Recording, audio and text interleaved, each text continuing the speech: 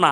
Better বিয়েতে যারা পণ নিতে চান তাদেরকে অনুরোধ করব, এক কাজ করবেন, যাদের পয়সার খুবই প্রয়োজন, বেটার বিয়ে দিতে পাচ্ছেন না, কমপক্ষে ভালো করে মোজদারিগুলো চেঁচে নিয়ে একটা শাড়ি পরবেন, দিয়ে এইখানে কদুবাড়ি মোড়ে যে টোলটা আছে, টোলে গিয়ে হাততালি মারবেন, লড়িওয়ালারা গাদা টাকা দিবে, অনেক ভালো কাজ।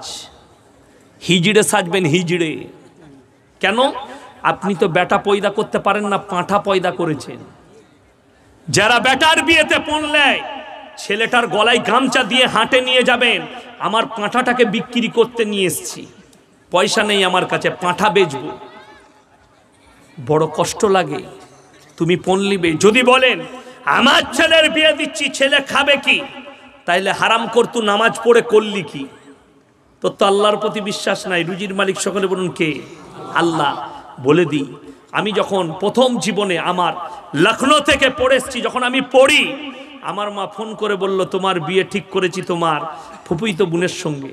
তখন আমি পড়ি, আব্বা টাকা পাঠায়, তখন আমার পড়ার জীবন। ফিরে এলাম, মাদ্রাসায় লাগলাম। কত বেতন জানেন? মাত্র 2000 টাকা। কত বললাম? 2000 টাকা। আমি আব্বাকে বললাম আমি যে এখন বিয়ে করব, আমার 2000 টাকায় কি করে সংসার চলবে? আব্বাজি বললে তুমি আলেম মানুষ, আল্লাহর উপরে ভরসা করো, কোরআন হাদিস চর্চা করতে লাগো, আল্লাহ বরকত দেবে, রুজির মালিক আল্লাহ, তুমি নও। তুমি ওই 2000 টাকায় তোমার 2 লাখের মতো হবে। যেদিনে বিবাহ করলাম, 6 মাস যায়নি, শুনেলেন আল্লাহর কুদরত। আল্লাহ আমাকে পশ্চিম বাংলার স্টেজে আমার অভিভাব ঘটিয়ে দিলেন। বড় কষ্ট লাগে। তার পরের মাস থেকে আমার হেডমোল্লা আব্দুল মুজিদ ভাই, খাগড়াগড়ে হেডমোল্লা ছিলেন, আমার 4000 বেতন করে দিলেন। বলে বিয়ে হয়েছে ইয়াসিন, তোমার বেতন বাড়াতে হবে।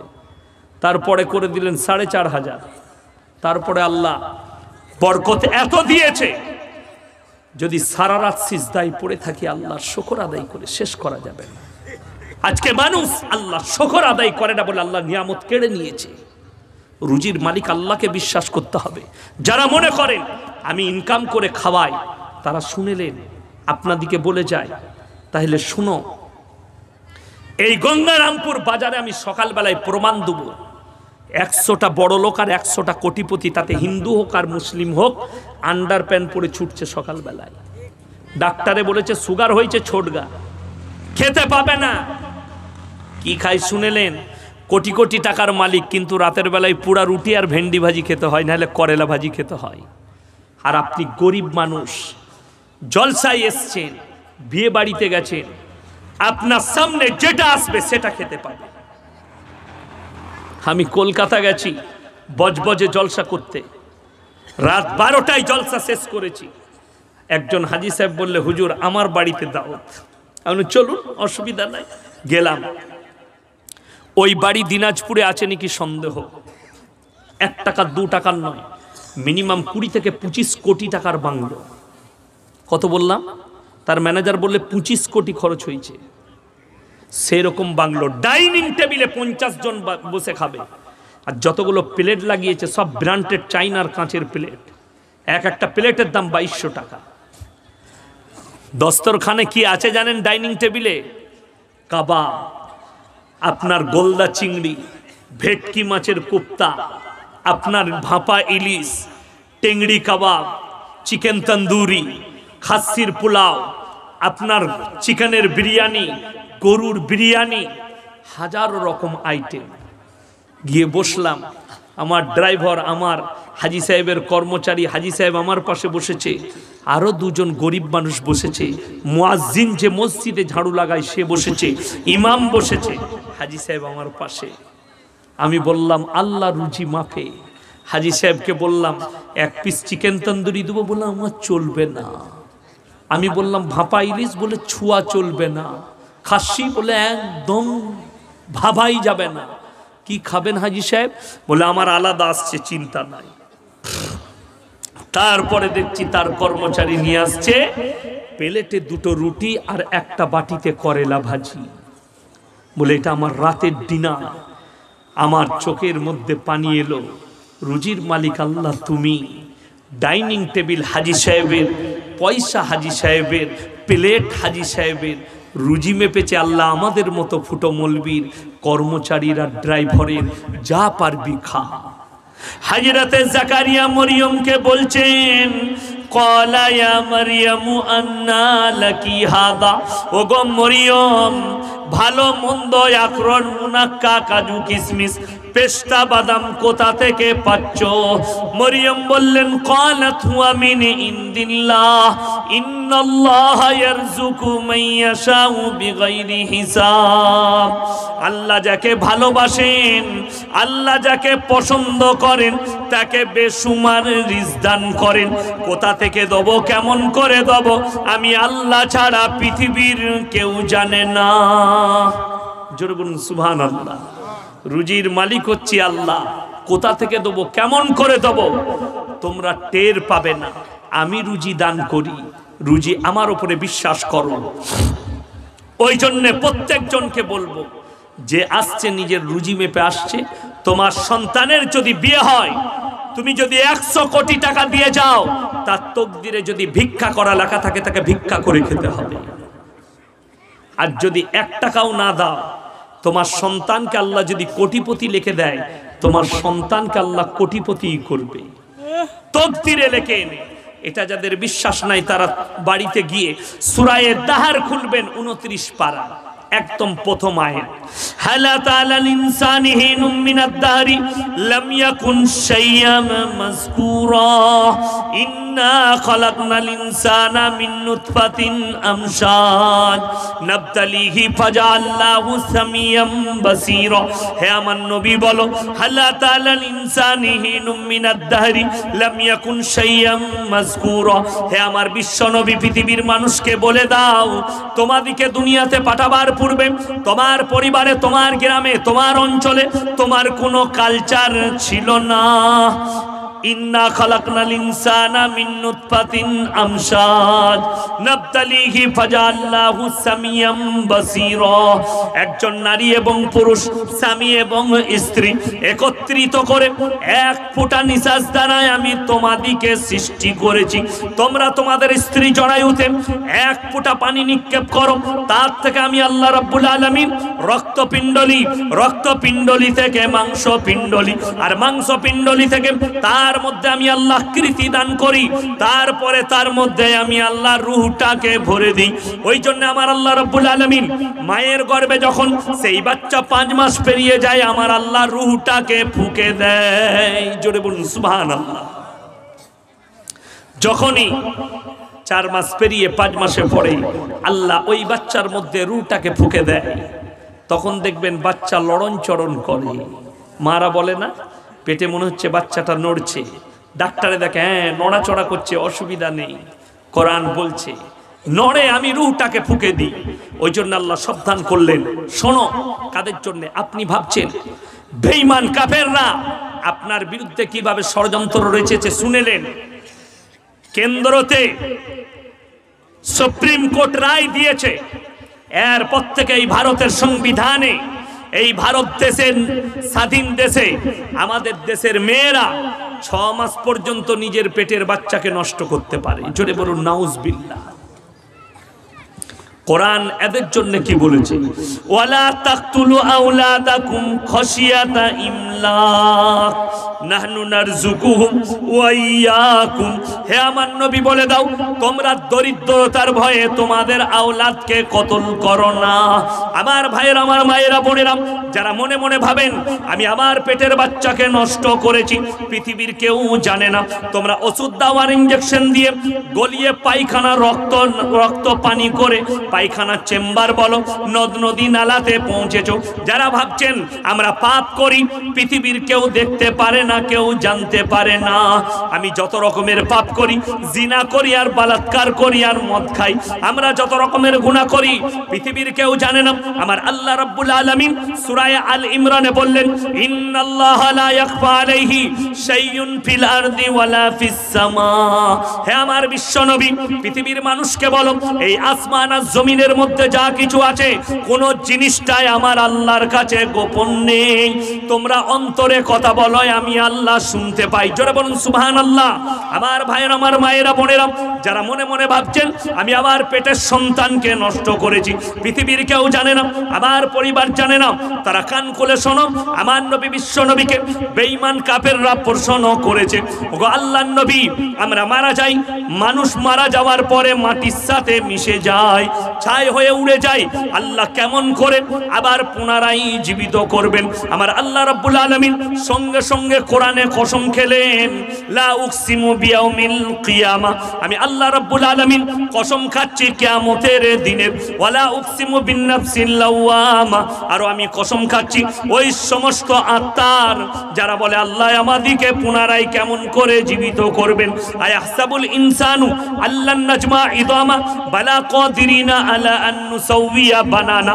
হে আমার বিশ্বনবী, পৃথিবীর মানুষকে বলো, শুধু তোমাদের আকৃতি নয়, হাত পা নাক কান গলা নয়, তোমাদের আঙ্গুলের মধ্যে যে লাকির গোলা আছে, যে দাগ গোলা আছে, আমি আল্লাহ রাব্বুল আলামিন ওইভাবে আবার পরিপূর্ণ করতে সক্ষম। জোরে বলুন সুবহানাল্লাহ।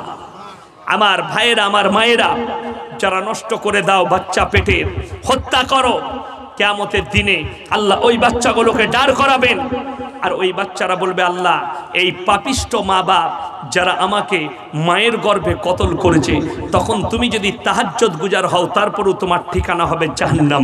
তুমি তখন নামাজি হবে, কিন্তু তোমার সন্তানকে কতল করার জুলুমে তোমাকে জাহান্নামের উত্তর অধিকারী হতে হবে। ওই জন্য নিয়ত করেন, যে আসছে নিজের রুজি মেপে আসছে। জোরে বলুন সুবহানাল্লাহ। বেঈমানদের চক্কর শুনেলেন, আপনি যে কোনো গাইনিক ডাক্তারের কাছে যান, যেমনি যাবেন আর বলবেন, স্যার কটা বাচ্চা নেবো বলুন, একটা ছেলে হলো, আর কটা নেবো? ডাক্তারে কি বলবে শুনেলেন? এ বাবু, ছোট পরিবার সুখী পরিবার। এখনকার শিক্ষিতরা বলছে, ঠিক বলছি না ভুল বলছি? অনেকজন মেয়ের বিয়ে ঠিক করলে জিজ্ঞেস করছে, আচ্ছা কটা ছেলে আছে বলতো? বলে ওই একটাই বেটা, ছেলে পিলে নাই। বলে দারুণ ফ্যামিলি, তাইলে দিয়ে দে। ছোট পরিবার, বলে ওখানে বিয়ে দিয়ে দে। আমার ভাই, ছোট পরিবার সুখী পরিবার, এটা হচ্ছে রং কথা। আমাদের দেশের লোক বলে, জানে, সেদিনে শুনলাম, আমি জলসা শুনছিলাম, কার জানেন? মহান ভাগাপাতজি, তিনি একটা বক্তব্য দিচ্ছেন, ज्यादा खाना खाना और ज्यादा बच्चा पैदा करना ये जानवर का काम है। जोरे बोलूं नाउज बिल्ला। अरे मोहन भगवत जी, आप हमारे देश के एक बहुत ऊंचे हस्ती है, आपके जबान से ऐसे बात शोभा नहीं पाती, क्योंकि सबसे पहले तो मैं ये बताऊंगा, हमारे मोदी जी अपने माँ का, अपने बाप का 5 नंबर औलाद है। कतटा बुझते पेरेছেন না পারেননি? যোগী জি 4 নম্বর বেটা। সব থেকে বড় জিনিস, বিশ্বকবি কবিগুরু রবীন্দ্রনাথ ঠাকুর, তিনি 9 নম্বর সন্তান, ভাইদের মধ্যে 9 নম্বর। জোরে বলুন সুবহানাল্লাহ। এরা বলছে মুসলমানরা বেশি ছেলে লাই। রবীন্দ্রনাথ ঠাকুর মুসলমান ছিল না কি ছিল? না না, মুসলমান। তা নাহলে অতগুলো ভাই হয়? বড় কষ্ট লাগে, দুঃখ লাগে। এখনকার ছেলেরা বলছে একটার বেশি ছেলে লাও না। আবে একটার বেশি তো তোর হবেও না, একটার পরে তো তোর মাল শেষ আছে কোথায়? আগে কেন? তুই তো যা খাচ্ছিস সব 2 নম্বরই। ঠিক বলছি না ভুল বলছি? আগেকার মানুষ ঘরের চালের ভাত খেয়েছে, ঠিক কি না? আগেকার মানুষ ঘরের ঘি খেয়েছে, ঘরের দুধ খেয়েছে, গায়ের দুধ, ঘরের সরষে তেল, সব কিছু ঘরের। আর এখন যা খাচ্ছেন সব ভেজাল, ওপর থেকে নিচে পর্যন্ত কারাপশনে ভরে গেছে, চুরিতে ভরে গেছে। আমি একটা জলসায় বলেছি, আপনার আমি চ্যালেঞ্জ ছুড়ে বললাম, যতগুলো যদি কেউ দোকানি থাকেন, বাপের বেটা হন, আমার সঙ্গে চ্যালেঞ্জ লাগেন, যতগুলো সরষের তেল খাচ্ছেন সিল করা আছে, কিন্তু 2 নম্বরই তেল সবগুলো। সব কলকাতায় আর বর্ধমানে সিল হচ্ছে, ওইগুলো হরিয়ানা থেকে এসে তেলগুলো অর্ধেক বার করে নিচ্ছে, আর অর্ধেক ওই রাইস তেল ভরে তার মধ্যে কেমিক্যাল মিশিয়ে সরষের তেল করে দিচ্ছে। যদি বলেন আমাদের দেশে এত বড় বড় অফিসার আছে, ওরাই তো চোর। আমি বললে খারাপ, আমি বললে ভালো মৌলবি নয়, আমি বললে আমাকে অ্যারেস্ট করবে, করো। সামান্য প্রমাণ দিচ্ছি, আপনারা পেপারে দেখেছিলেন, মোবাইলে দেখেছিলেন, খবরে শুনেছিলেন, কলকাতায় ভাগাত থেকে মরা মুরগি এনে বিরিয়ানি করে রান্না করে খাওয়াচ্ছিল, শুনেননি? গত বছরে ধরা পড়েছিল। সেই লোকটা গেল কোথায়? এখনো তার ফাঁসি হলো না। এটার নাম হিন্দুস্তান। বড় কষ্ট লাগে। ক্যারাপশনটা বুঝিয়ে দিই। আমি একটা জলসায় মুর্শিদাবাদে সেদিনে বলেছি, এখন আমরা এই প্রজাতন্ত্র দিবস পালন করলাম 26শে জানুয়ারি, তাই না? আর ভারত স্বাধীন হয়েছে কত তারিখ? কতই? 1947 সালে 15ই আগস্ট। এখন মনে হচ্ছে এদের অবস্থা দেখে, দেশের অবস্থা দেখে, ইংরেজদের কাছ থেকে আমরা আজাদ হয়নি, ইংরেজরা আমাদের কাছ থেকে আজাদ হয়ে গেছে। এদের যা অবস্থা, কেন বলে দিই, আপনাকে এখনো চ্যালেঞ্জ ছুড়ে যাচ্ছি, হাওড়ার ব্রিজটা কারা তৈরি করেছে? ইংরেজরা না আমাদের মমতা দিদি? ইংরেজরা তৈরি করেছে। বুদ্ধবাবু করেনি, আর জ্যোতিবাবু করেনি, আর কংগ্রেসও করেনি, ইংরেজরা। এখনো পর্যন্ত একটা নাট ইদিক উদিক হয়নি। ঠিক বলছি না ভুল বলছি? আর বিদ্যাসাগর সেতুটা সেই দিনে তৈরি করেছে। খালি রোজ খালি বলছে লাইন জাম, আজকে 19 তারিখ থেকে অমুক তারিখ বন্ধ, খালি ব্রিজে কাজ হবে। হ্যাঁ বে, তোরা যে বলছিস যে আমরা ক্যারাপশন করি না, তাহলে ব্রিজটা ভেঙে পড়ছে কেন? আপনাকে চ্যালেঞ্জ দিলাম, আমার বর্তমানে বলে দিলাম যে ডিবিসি গুলো তৈরি করেছে দুর্গাপুরের ডিবিসি, কি বুঝলেন? ইংরেজদের আমলে যে পিলারগুলো দিয়েছে, যে ইটগুলো গেঁথেছে, আজও পর্যন্ত কোন ছাড়েনি। আর আজকে ব্রিজ তৈরি করছে, কালকে ভেঙে পড়ে যাচ্ছে। বীরভূমে ইলেমবাজারের একটা ব্রিজ রিজেক্ট হয়েছে, আর একটা অজয় নদীর উপরে তৈরি হয়ে গেছে, চালু হয়ে গেছে। ভেদিয়ার ব্রিজ তৈরি হয়েছে, ফাট ধরে গেছে এখন থেকেই। অথচ ইংরেজরা আজ থেকে যখন রেল ব্রিজ তৈরি করেছে, আপনারা যখন যাবেন বোলপুর পার করবেন, তারপরে ভিদিয়ার ব্রিজ পেরুবে, অজয় নদীর ব্রিজ ইটের তৈরি, এখনো ইটটা খসে পড়েনি। কিন্তু এরা আজকে ব্রিজ তৈরি করলে কালকে ভেঙে পড়ে যাচ্ছে। তা না হলে কলকাতার কখনো বেস ব্রিজ ভেঙে পড়ে তৈরি করতে করতে? সেই ইঞ্জিনিয়ারের ফাঁসি দেওয়া দরকার ছিল। ইংরেজরা ফাঁসি দিত, ঘুষ ছিল না, ক্যারাপশন ছিল না। আজকে চুরি চামারিতে ভরে গেছে। আপনি 2 নম্বরই তেল খাচ্ছেন, শুনেলেন? ওই জন্যে বলি, বেঈমান কাফেররা চক্র করছে, এটা কোরআনের বিরুদ্ধে চক্র। আপনার ডাক্তারখানাগুলোই লেখা আছে, ওষুধ দোকান থেকে শুরু করে হসপিটালগুলো, সরকারি থেকে বেসরকারি, সব জায়গায় লেখা আছে জন্ম নিয়ন্ত্রণ করুন, লেখা আছে না? নাই? একটা আমাদের দেশের হিন্দু মা, সম্মান করি যেহেতু সে আমাদের বোন হয়, জ্ঞান হয়তো নেই, से बोलचे मुसलमान 10-10 बच्चे लेते हैं, 5 बच्चे लेते हैं, सरकार फिर रोजी रोटी कहाँ से देगी?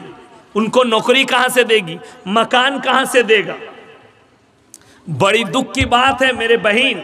सबसे पहली बात तो मैं ये बताऊंगा कि तुम भगवान पे विश्वास नहीं करती, क्योंकि खिलाने वाला तो भगवान है, लेकिन तुम्हारा विश्वास नहीं है भगवान पे।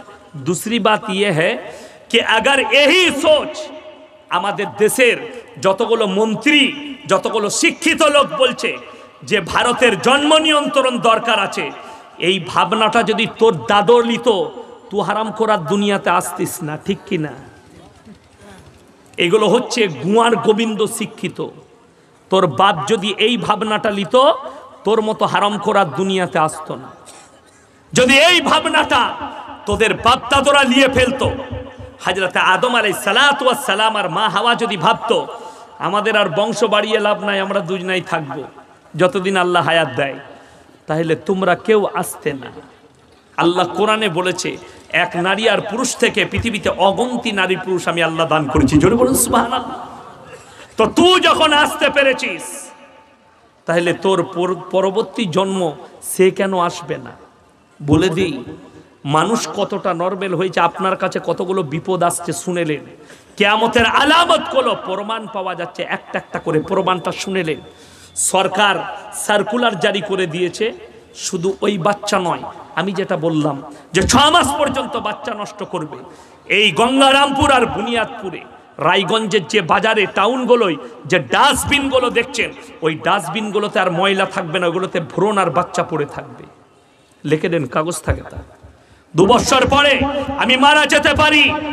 আমার নবীজি 1400 বছর আগে বলেছেন, এমন একটা যুগ আসবে রাস্তাঘাটে কুকুরের মতো জিনা করবে মেয়েরা।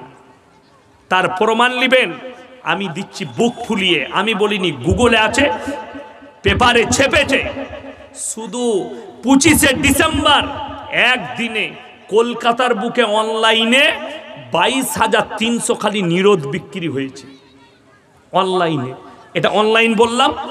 আর দোকানগুলোতে 7 থেকে 8 লক্ষ বিক্রি হয়েছে। কতগুলো জিনা হয়েছে, বলাৎকার হয়েছে, আপনারা হিসেব করুন। আর সেখানে মুসলমান জড়িত নাই, আছে, শিক্ষিতরা আছে, তার প্রমাণও আছে আমার কাছে। যদি বলেন ইসলাম, আল্লাহর কসম করে বলছি 1400 বছর আগে কোরআন বলে দিয়েছে, ওয়ালা তাকরাবুজ জিনা ইন্নাহু কানা ফাহিশা ওয়া সাআ সাবিলা। ব্যভিচার করা তো দূরের কথা, যে রাস্তায় ব্যভিচার হয় সে রাস্তার ধারে পাশে যাতায়াত করুন। আজ যদি আপনি বেঁচে আছেন এই কোরআনের বাদাউলতে, আজ যদি আপনার ছেলে মেয়ে হালাল পথে আছে, যতগুলো মুমিন আছেন, যতগুলো মুসলমান আছেন, আজও আপনার ঈমানটা যতটুকু বেঁচে আছে এই কোরআনের বাদাউলতে, উলামাদের মেহনতে, এই মাদ্রাসাগুলোর জন্য, মসজিদের জন্য আপনার ঈমান বেঁচে আছে। যেদিন এই মাদ্রাসাগুলো মিটে যাবে, উলামারা শেষ হয়ে যাবে, সেদিনে জানবেন আপনার ঘরে ঘরে বেঈমান তৈরি হবে, ঘরে ঘরে কাফের থাকবে, নামে মুসলমান থাকবে। আমার নবীজি 1400 বছর আগে ভবিষ্যৎবাণী করেছেন, এমন একটা যুগ আসবে বাঁদির পেটে মালিক পয়দা হতে লাগবে। সরকার আইন জারি করে দিয়েছে, ভালো করে খুলে দেখেন, পেপার দেখবেন, মোবাইল দেখবেন, প্রত্যেকটা রাজ্য সরকারকে কেন্দ্র থেকে সার্কুলার দেওয়া হয়েছে। এরপর থেকে স্বাধীন ভারতে প্রত্যেকটা মেয়ে তারা পেট ভাড়া নিতে পারে, কোন মেয়েরা পেট ভাড়া নিবে আর কোন মেয়েরা পেট ভাড়া দিবে। একটা গরিব মানুষ খেতে পায় না, সেই মেয়েটা পেট ভাড়া দিবে 2 লাখ 4 লাখ দিয়ে। আর আপনি এখন যেটা এসছে স্ট্যান্ডার্ডই, বড় লোক, পয়সা হয়েছে, আমার স্ত্রীকে যেন স্মার্ট লাগে। মেয়েদের বাচ্চা হলে আমার স্ত্রীর শরীর ঢিলে হয়ে যাবে, চামড়া ঢিলে হয়ে যাবে, আমার স্ত্রী যেন স্ট্রং থাকে, তার জন্য আমার স্ত্রীর পেটে বাচ্চা নেব না, আমার ঘরের বাঁদিটা আছে তার পেটে বাচ্চা নেব, তাদের বীর্য নিয়ে তার পেটে ভরা হবে। আর এটাই নবীজি ভবিষ্যৎবাণী করেছেন, বাঁদির পেটে মালিক পয়দা হবে। এটা যদি ইসলামের শরীয়তকে জিজ্ঞেস করেন, হারাম হারাম হারাম হারাম, এবং ওটা অবৈধ বাচ্চা। এমনকি টেস্ট টিউব আপনার বেরিয়েছে, মেশিনের বাচ্চা, যাদের বাচ্চা হয় না, আমি সাবধান করে যাচ্ছি আমার মুসলমান ভাইকে, ডাক্তারে যদি বলে টেস্ট টিউব, মেশিনের সাহায্যে তোমার বাচ্চা হবে তোমার বীর্য নিয়ে, ওটা সরাসরি হারাম এবং নাজায়েজ বাচ্চা। ইসলামী শরীয়তে এরকম খপ্পরে পা দিবেন না। যদি বলে শুনেন, কোরআনে আছে 1টা 2টো 3টে 4টা পর্যন্ত তোমরা নিকাহ করতে পাবে, জোরে বলুন না সুবহানাল্লাহ। তোমরা 4টা পর্যন্ত বিয়ে করতে পারো, বিবির কাছে ইজাজত লাগবে না, তুমি 4টা বউ রাখতে পারো, 1টা 2টো 3টে 4টা। গঙ্গারামপুরের এই এলাকার ছেলেরা বলবে, ভালো হুজুর এনেছিস বে, কালকে আর একটা বিয়ে করব। তুমিও ঝাঁটা খাবে, আমিও ঝাঁটা খাবো কবর। ভালো করে পুরো বয়ান শুনো। মায়েরা মনে মনে করবে, কি হুজুরকে দাওয়াত দিলি বলতো, ই বলছে 4টা বিয়ে করবি। আমি এখনো বলেছি 4টা বিয়ে করবি? আমি বলেছি 4টা বউ রাখতে পারো। ইসলাম ইজ দ্য সেফটি।